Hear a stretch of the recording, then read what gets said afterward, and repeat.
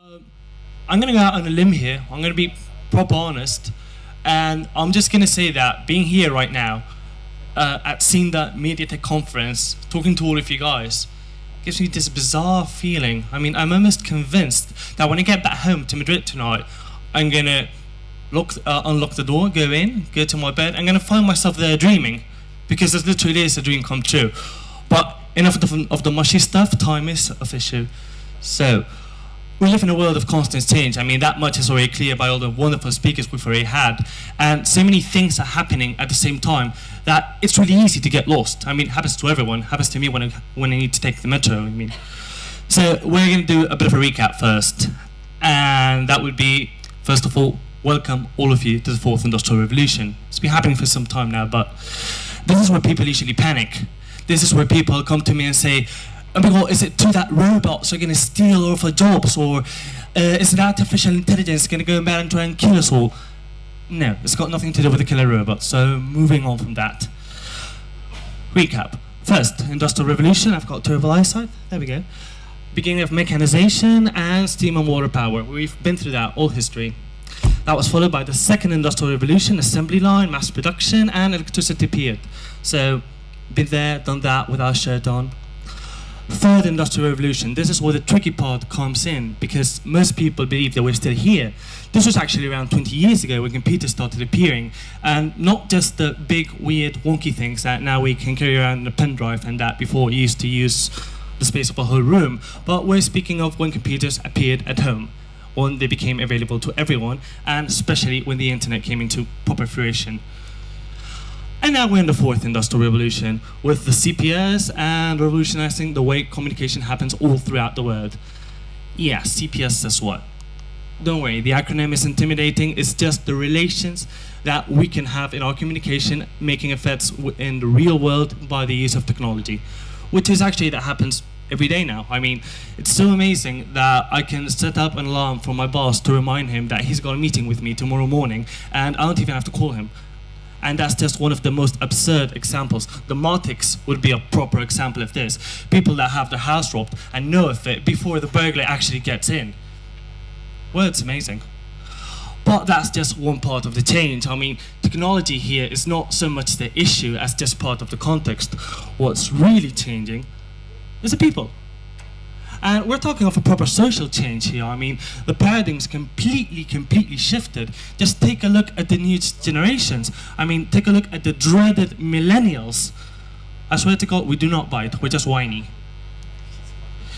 All right, millennials. One of the problems here is actually giving a nomination, is how old is a millennial, or when was a millennial born?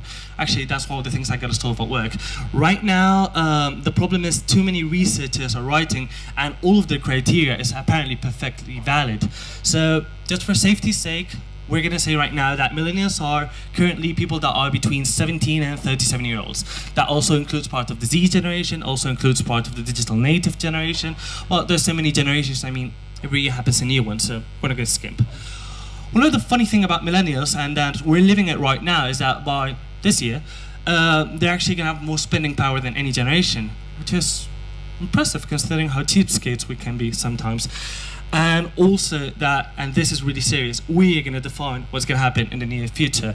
I mean, let's face it, it's logical. We're the ones that are coming into power, so to say.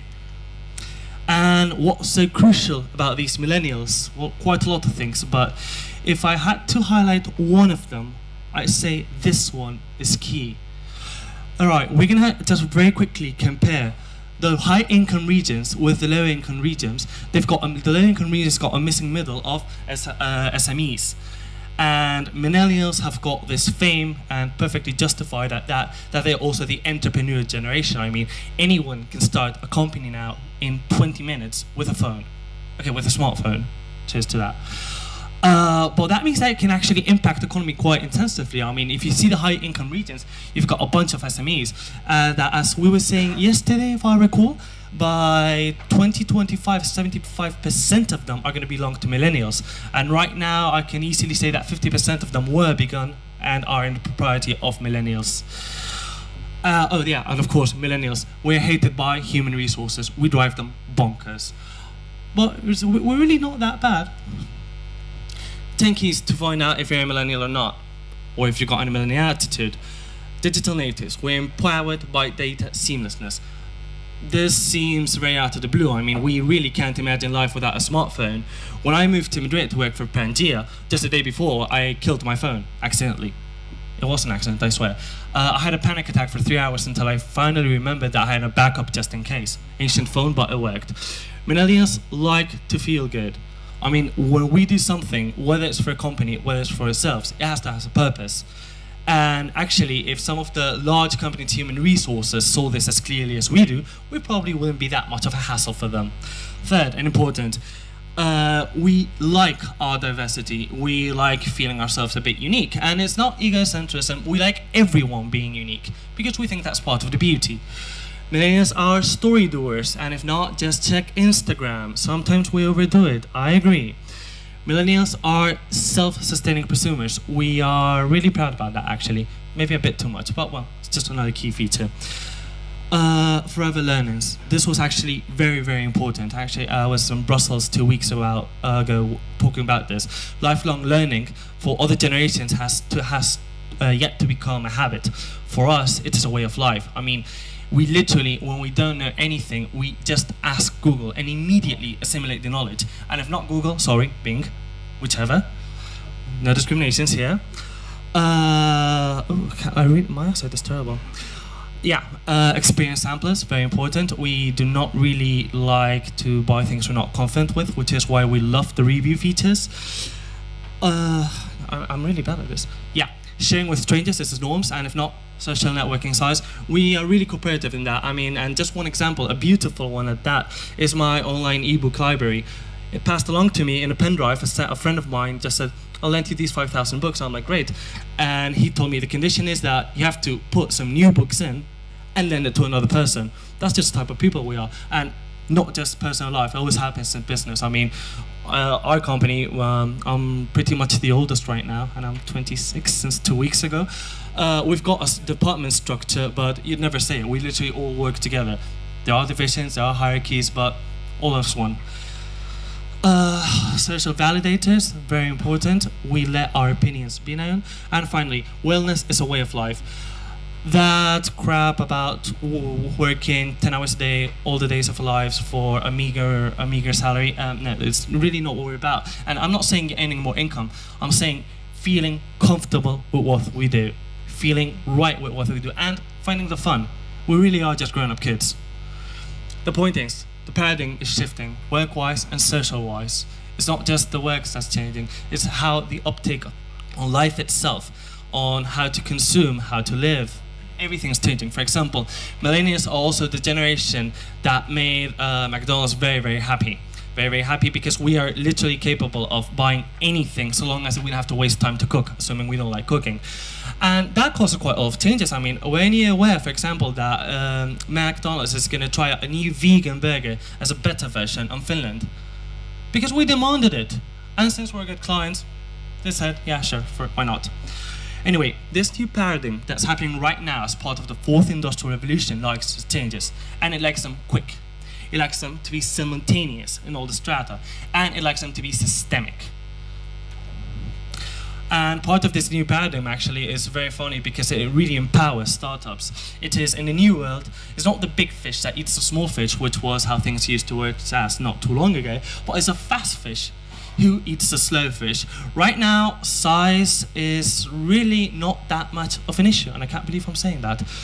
But the whole point is that right now, what we want, what the whole world wants, not just us, is speed.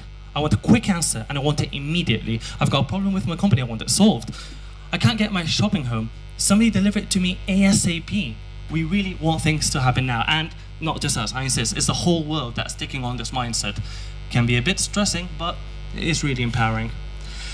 Making a business out of an idea or a new solution to an older problem has never been easier. As I said before, it's just need one of these, which is why we're also the entrepreneur generation. We've lived with our smartphones, we like them very much. And And actually, I'm going to skim through this because I see all those death glares wanting to go for lunch.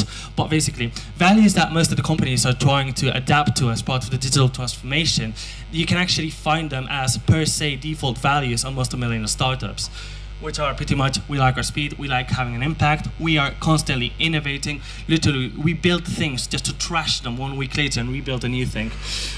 Cooperation is our way of life. Transparency. Funny, I haven't heard yet here in Senda the whole glass brand box model, but that's really our way of life. I mean, our brand is transparent, we are our brand. It's just a very more efficient way of dealing with it, because I mean, when you try to hide things, eventually the shit pulls out, and when everyone sees them, nobody likes it. So we're just rather honest with what we do. Even if we have to say, I had a shitty day at work, we'll say it. But we'll also say, most of the days at work, I have a great time, because I do. And autonomous. The whole thing of waiting for a revision or I need new orders, it's really not in our line. I mean, it's better to have something done than to have it perfect. Of course, you can have both, but if not, done's way better than perfect.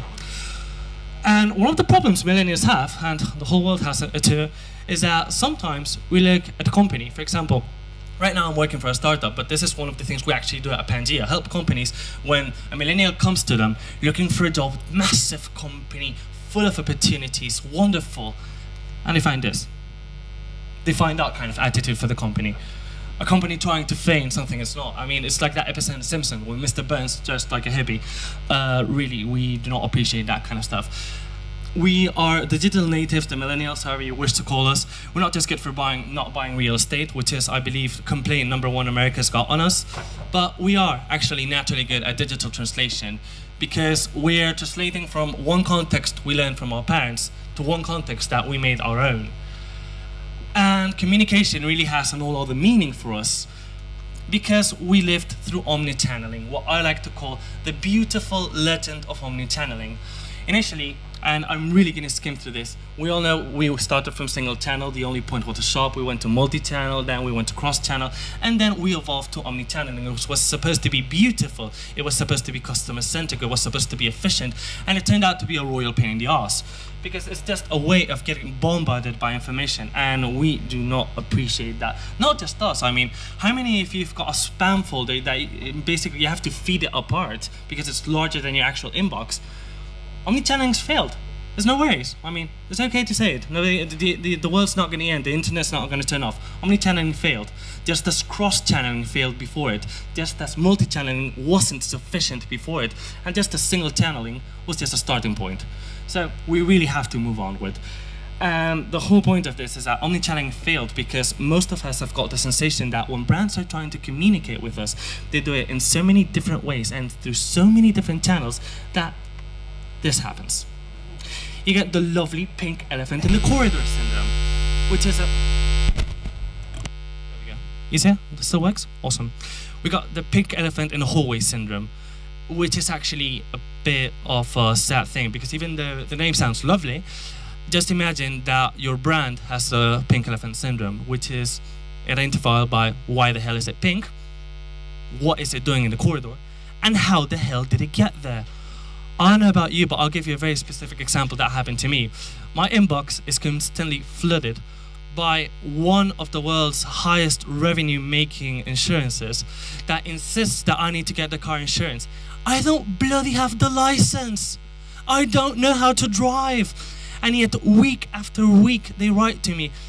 I'm honestly going to dedicate a whole new spam folder just for them. Omnichanneling's failed. I mean, that was clear enough by now. I mean, just look at that. I mean, when I saw that strip, I had to put in the presentation. Don't look at me, I'm just being customer-centric. It's a lie. We have to try to be customer-centric. We have to put all the efforts into it.